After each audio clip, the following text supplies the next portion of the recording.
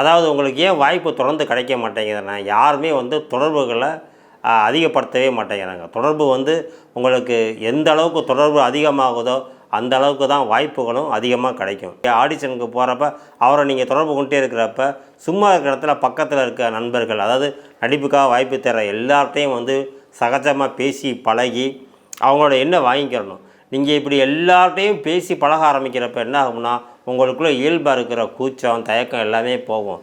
இன்னொரு விஷயம், உங்களுக்கு தொடர்பு வந்து அதிகரிச்சுக்கிட்டே இருக்கும்.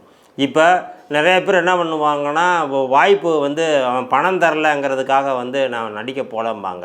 அதாவது குறைஞ்சபட்சம் எல்லாருமே ஓரளவு பணம் கொடுத்துருவாங்க. உங்களோட கன்வீனியன்ஸுக்கு மட்டுமாச்சும் ஒரு 500 300 கொடுப்பாங்க. அப்படி இருக்கிற வாய்ப்பை கூட நீங்கள் ஆரம்ப காலத்தில் என்ன பண்ணணும், தட்டி கழிக்கவே கூடாது.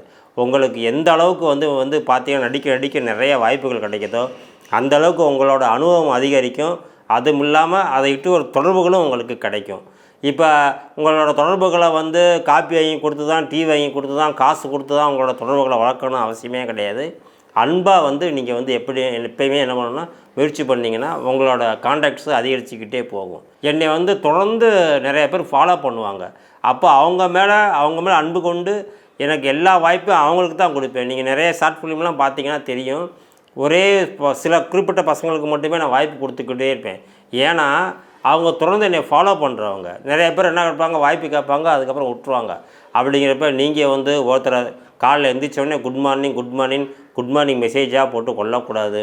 அதேமாதிரி நிறைய வீடியோ ஃபோட்டோஸ் அனுப்பிச்சு அவங்களோட டென்ஷன் ஆக்கக்கூடாது. வாரத்துக்கு ஒரு தடவை நீங்களும் இருக்கீங்க, முயற்சி பண்ணிகிட்ருக்கீங்கிற அவங்களுக்கு ஞாபகப்படுத்தினாலே போதும். அதனால் எப்போயுமே வந்து நீங்கள் வந்து எங்கெங்கே என்னென்ன வாய்ப்பு இருக்கோ, அது சீரியல் வாய்ப்பாக இருக்கட்டும், ஒரு ஆர்ட் ஃபிலிம் வாய்ப்பாக இருக்கட்டும், இல்லை ஒரு ஷார்ட் ஃபிலிம் வாய்ப்பாக இருக்கட்டும், ஏதோ அன்னைக்கு தேவைக்கு உங்களுக்கு ஒரு சின்ன அமௌண்ட்டு கிடச்சா கூட நீங்கள் தொடர்ந்து போங்க. உங்களோட முகம் வந்து எப்பயுமே தெரிஞ்சுக்கிட்டே இருக்கணும். நல்லா கேட்டுக்கங்க.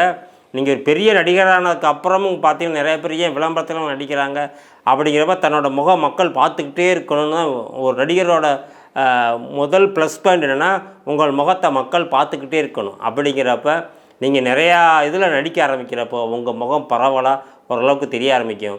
இண்டஸ்ட்ரிக்குள்ளே உங்கள் முகம் தெரிய ஆரம்பிச்சிருச்சுன்னா உங்களுக்கு தொடர்ந்து வந்து வாய்ப்பு கிடச்சிடும்.